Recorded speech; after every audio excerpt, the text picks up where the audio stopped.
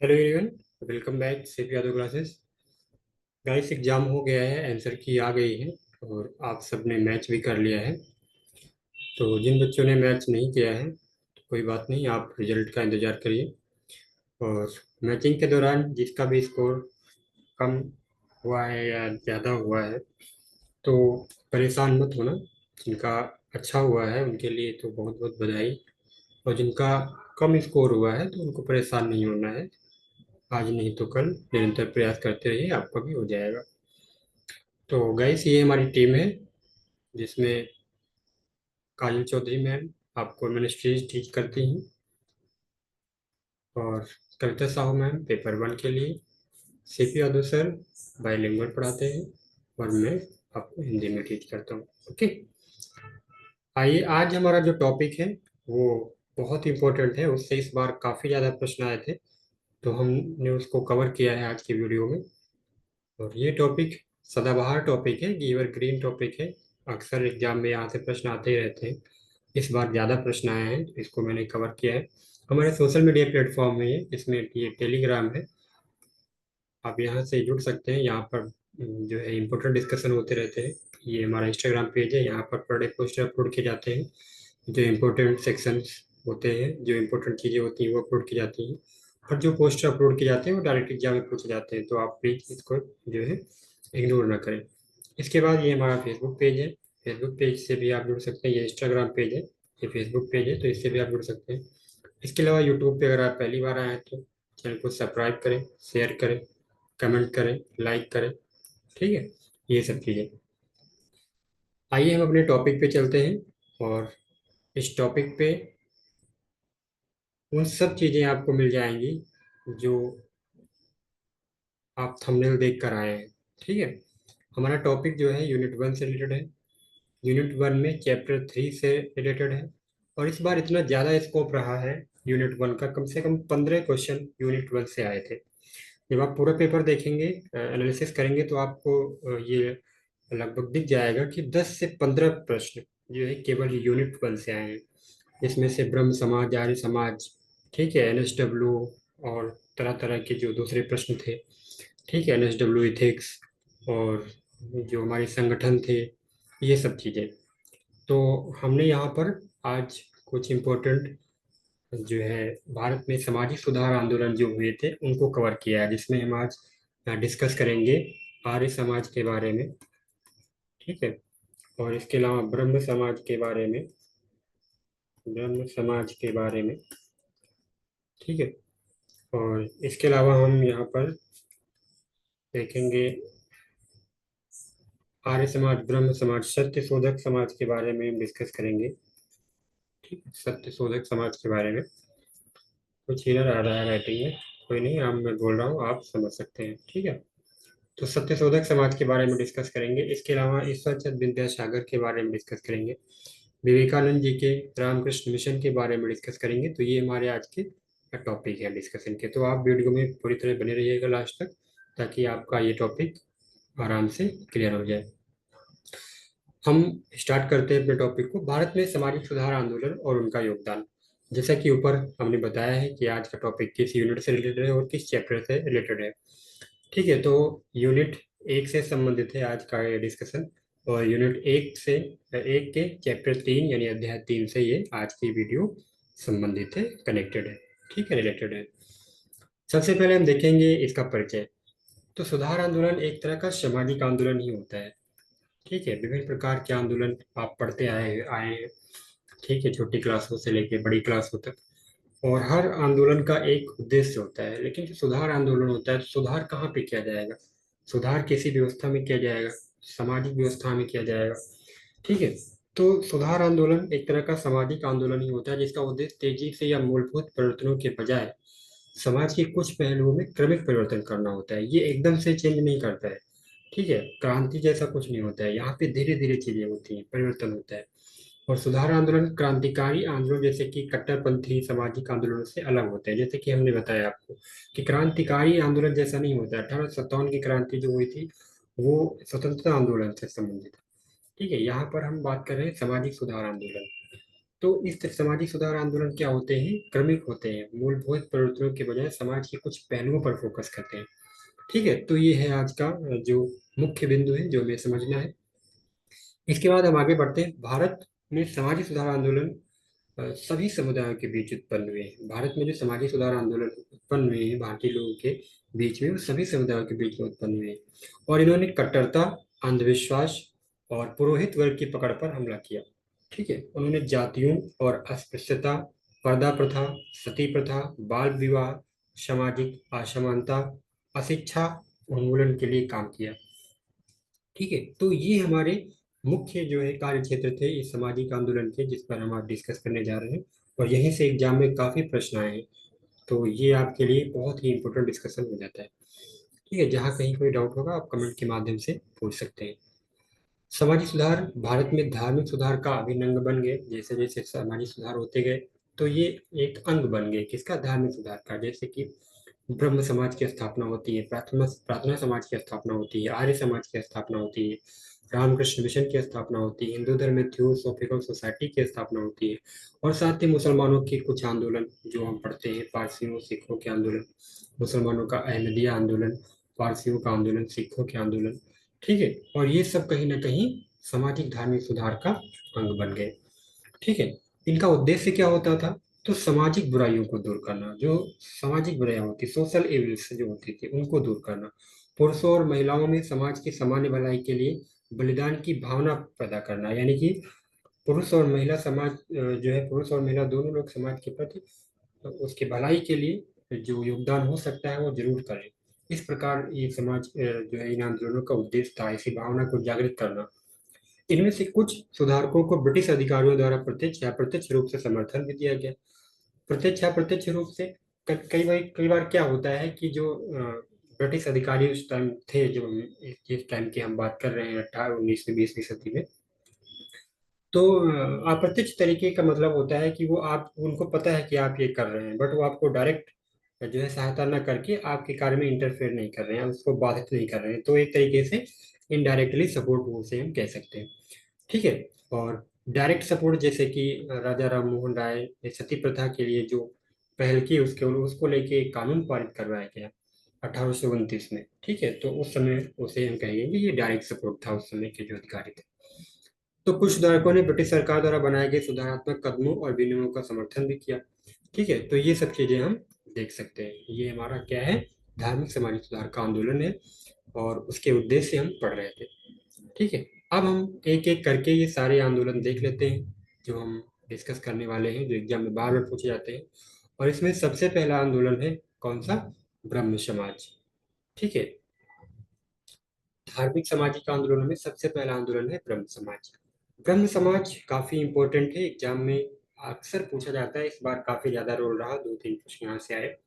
तो हमें केवल उन चीजों पे फोकस करना है जो हमारे एग्जाम से इंपॉर्टेंट है। बाकी जो यहाँ पे जानकारी हमने दी है वो आप पढ़ लेंगे। ठीक है, सबसे पहले हम देखते हैं कि लोकप्रिय रूप से जो राजा राम मोहन राय जी हैं, इन्हें भारतीय पुनर्जागरण का जनक भी कहा जाता है, जनक के रूप में जाना जाता है। ठीक है, इनका संबंध बंगाल से है, बंगाल के एक ब्राह्मण परिवार से। आत्मीय सभा 1815 में स्थापित करते हैं, और ब्रह्म समाज की स्थापना 1828 में करते हैं। ब्रह्म समाज को पहले ब्रह्म सभा कहते थे, फिर बाद में इसे ब्रह्म समाज नाम दिया गया। 1817 में हिंदू कॉलेज की स्थापना होती है, और डेविड हेयर के प्रयासों के समर्थन जो है उनके प्रयासों का समर्थन किया इन्होंने, और इस प्रकार हिंदू कॉलेज की स्थापना होती है 1817 में। हमारा जो प्रश्न आता है वो ज्यादातर ये होता है कि ब्रह्म समाज की स्थापना या तो मैचिंग के फॉर्म में होगा, तो मैच करना होगा ब्रह्म समाज की स्थापना किसने की है या कब की है, या ब्रह्म समाज का किस क्षेत्र से संबंध था, बंगाल या राज्य का नाम दिया जा सकता है। तो इस प्रकार के डायनेमिक प्रश्न बन सकते हैं। एक तो इसके ईयर से प्रश्न बन सकता है। ठीक है, एक तो ये किसने दिया है ये प्रश्न बन सकता है, किस क्षेत्र से संबंधित था ये प्रश्न बन सकता है। ठीक है, तो इस प्रकार के प्रश्न बन सकते हैं ब्रह्म समाज से। आई होप आप समझ गए होंगे। इसके बाद हम देखेंगे वेदांत कॉलेज। 1825 में वेदांत कॉलेज की स्थापना होती है। ठीक है, जहां भारतीय शिक्षा और पश्चिमी सामाजिक भौतिक दोनों विज्ञान विज्ञान में पाठ्यक्रम संचालित होते थे। यानी कि पश्चिमी सामाजिक और भौतिक दोनों विज्ञान में पाठ्यक्रम संचालित होते थे। राम मोहन राय को दिल्ली के नाम मात्र मुगल सम्राट अकबर द्वितीय द्वारा राजा की उपाधि प्रदान की गई। किसकी उपाधि प्रदान की गई? राजा की उपाधि प्रदान की गई, क्योंकि इनका पूरा नाम है राजा राम मोहन राय। तो राजा की उपाधि जो है इन्हें किनके द्वारा मिली? मुगल सम्राट अकबर द्वितीय के द्वारा। इन्होंने रूढ़िवादी हिंदुओं, कट्टर ईसाई मिशनरियों के खिलाफ लड़ाई लड़ी और सती प्रथा, बहुविवाह, बाल विवाह, जाति व्यवस्था, अस्पृश्यता के खिलाफ इन्होंने आवाज बुलंद की। ठीक है, सती प्रथा को लेके इनका प्रयास सफल रहा। 1829 में सती प्रथा को कानूनी तौर पर बैन किया गया। ठीक है, कानून भी पासित जो है पारित हुआ 1829 में।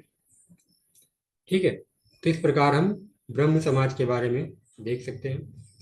हमने बताया कि 1829 में सती प्रथा का पूरी तरह से उन्मूलन हुआ, कानून पास किया गया।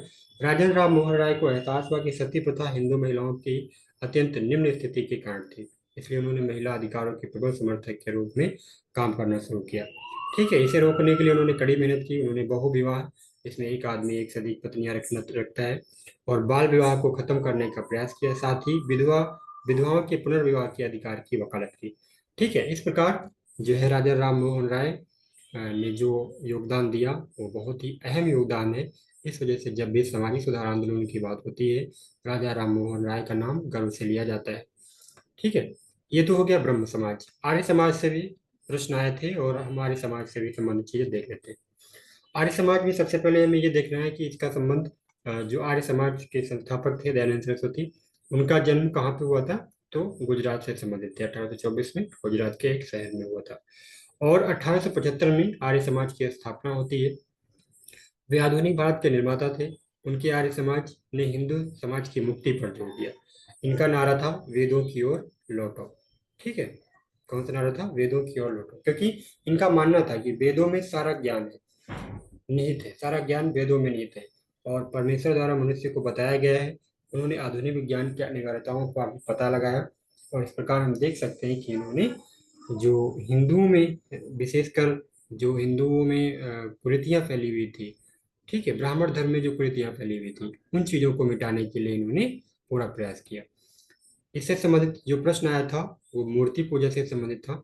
तो हम देख सकते हैं यहाँ पर स्पष्ट तौर पर बताया गया है कि वो मूर्ति पूजा के लिए, मूर्ति पूजा रीति रिवाज और पुरोहिती के विरोधी थे।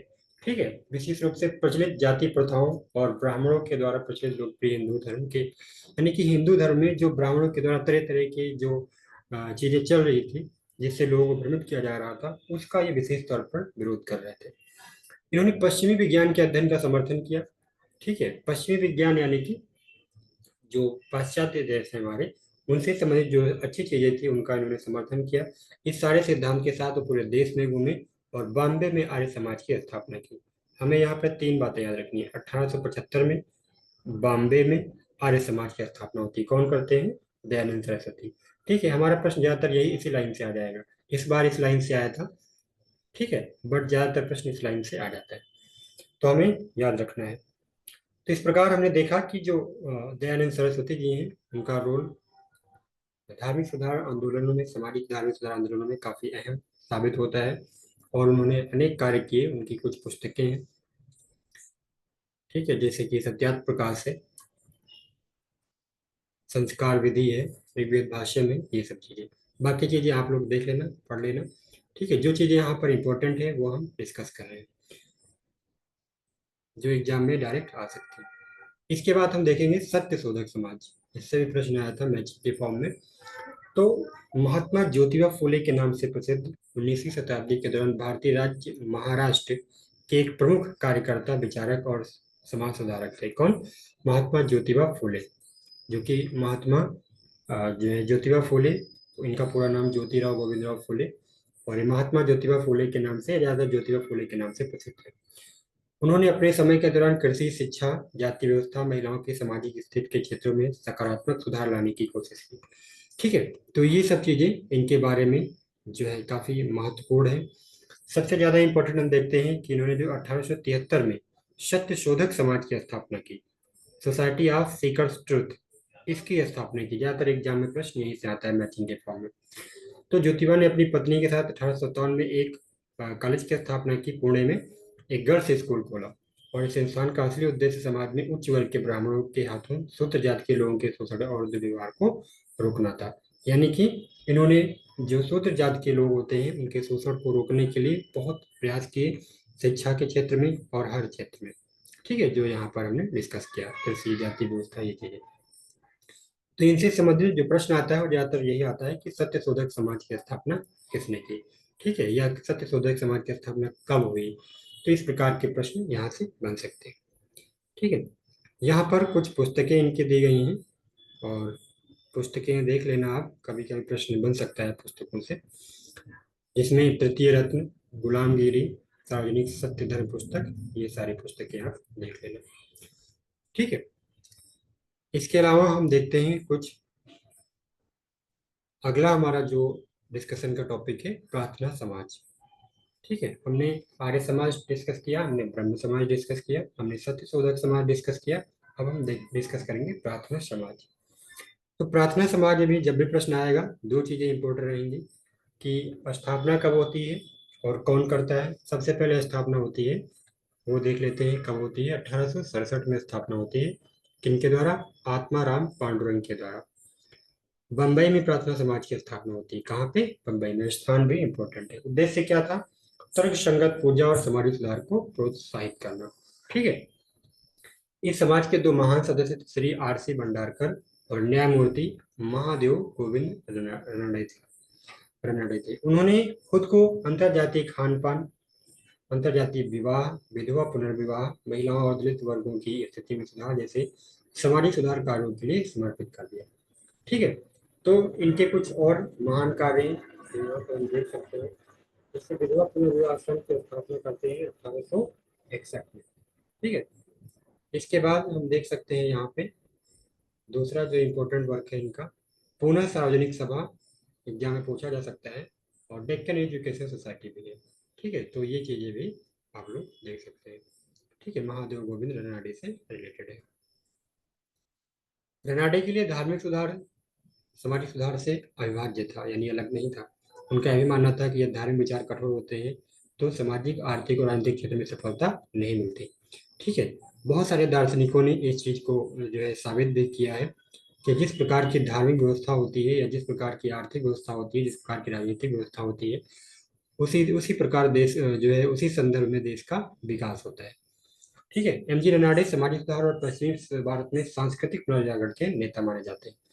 समाज सेवा में शामिल व्यक्तियों के लिए रनाडे का महान संदेश था कि हम संख्या की ताकत नहीं कर सकते, लेकिन हम दृढ़ विश्वास की, ईमानदारी, भक्ति की एकता, आत्म बलिदान के लिए तत्परता, ईमानदार कार्यकर्ता में आदेश, ईमानदारी का आदेश दे सकते हैं। ठीक है, तो ये इनका संदेश था कि संख्या की ताकत हम नहीं कर सकते। ठीक है, लेकिन हम आपको क्या क्या आदेश दे सकते हैं?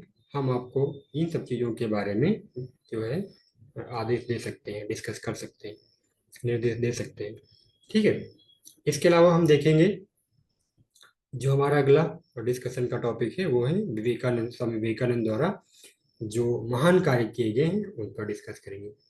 स्वामी विवेकानंद का वास्तविक नाम नरेंद्र नाथ दत्त था। इनका जन्म 12 जनवरी को होता है। इनके जन्म की तारीख इंपॉर्टेंट है, युवा दिवस मनाया जाता है इस तारीख को, भारतीय युवा दिवस 12 जनवरी को। ठीक है, वो एक साधु और रामकृष्ण परमहंस के प्रमुख शिष्य थे। इनके गुरु का नाम था रामकृष्ण परमहंस। इन्हीं के नाम पे इन्होंने रामकृष्ण मिशन की स्थापना की थी। ठीक है, उन्होंने वेदांत और योग के भारतीय दर्शन को पश्चिमी दुनिया से परिचित करवाया। अंतर धार्मिक जागरूकता बढ़ाने के साथ 19वीं सदी के अंत में हिंदू धर्म को विश्व मंच पर ये लेकर आते हैं, और 1897 में अपने गुरु स्वामी रामकृष्ण परमहंस के नाम पर रामकृष्ण मिशन की स्थापना करते हैं। तो रामकृष्ण मिशन की स्थापना कब होती है? 1897 में। कौन करते हैं? स्वामी विवेकानंद जी, और अपने गुरु स्वामी रामकृष्ण परमहंस के नाम पर करते हैं। ठीक है, तो हमने देखा ये इंपॉर्टेंट चीजें थी, जो प्रश्न आ सकते हैं वो हमने आपके साथ डिस्कस किया यहाँ पे। इसमें एक प्रश्न और बन सकता है कि जो है स्वामी विवेकानंद जी ने 1893 में शिकागो में आयोजित एक प्रथम धर्म संसद में भारत का प्रतिनिधित्व किया था, और ये जो है इनका स्पीच, जो इनका भाषण था, काफी ज्यादा चर्चा में था। ठीक है, और आज भी इसकी सराहना होती है, जिस तरह इन्होंने भारत को वहां पर रिप्रेजेंट किया, काफी ज्यादा सराहनीय इनका स्पीच था। इनके जन्मदिन को, जैसा कि हमने बताया, राष्ट्रीय युवा दिवस के रूप में मनाया जाता है, और उस दिन से शुरू होने वाले सप्ताह को राष्ट्रीय युवा सप्ताह के रूप में मनाया जाता है। ठीक है, तो ये इम्पोर्टेंट चीजें स्वामी विवेकानंद जी के बारे में थी। इसके बाद हमारा अगला और अंतिम टॉपिक है ईश्वरचंद विद्यासागर। विद्यासागर का अर्थ है ज्ञान का सागर। ठीक है, किसका सागर? ज्ञान का सागर। बंगाल में एक उत्कृष्ट सुधारक हुए जिनका नाम है ईश्वरचंद विद्यासागर। उन्होंने महिलाओं की मुक्ति के लिए खुद को समर्पित कर दिया। इन्होंने ईमानदार प्रयासों के कारण 1856 में, कब? 1856 में, एक सेकंड, 1856 में एक कानून के माध्यम से विधवाओं के विवाह में आने वाली बाधाओं को दूर किया। ठीक है, 1856 में कानून पारित होता है, विधवा पुनर्विवाह अधिनियम। ठीक है, वो किनके प्रयासों से पारित हुआ था? ईश्वरचंद विद्यासागर के प्रयासों के माध्यम से। इन्होंने लड़कियों की शिक्षा को बढ़ावा देने में एक प्रमुख भूमिका निभाई और लड़कियों के लिए कई स्कूल स्थापित करने में मदद की। विद्यासागर धार्मिक सवालों से खुद को ज्यादा सरोकार नहीं रखते थे, हालांकि वे उन सभी के खिलाफ थे जिन्होंने धर्म के नाम पर सुधारों का विरोध किया है। विद्यासागर ने विधवा पुनर्विवाह की प्रथा में मुख्य धारा के हिंदू समाज में पेश किया, यानी कि विधवा पुनर्विवाह को जो लोग जो है सही नहीं समझते थे, इसका विरोध करते थे, विद्यासागर जी ने उसको मुख्य धारा में जोड़कर पेश किया। पहले के समय विधवाओं का पुनर्विवाह छिटपुट रूप से केवल ब्रह्म समाज के प्रगतिशील सदस्यों के बीच ही होता था, लेकिन इसके बाद से, यानी कि ईश्वर चंद्र विद्यासागर के प्रयासों के बाद से ये मुख्य धारा में आ गया। ठीक है, तो ये महत्वपूर्ण चीजें हमने यहाँ पर जो है डिस्कस की। और आज का डिस्कशन में जो है यहीं तक ये डिस्कशन है आज का।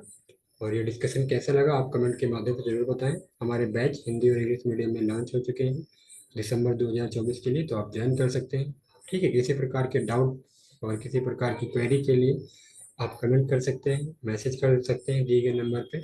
ठीक है, तो thank you so much guys, thank you for watching the video.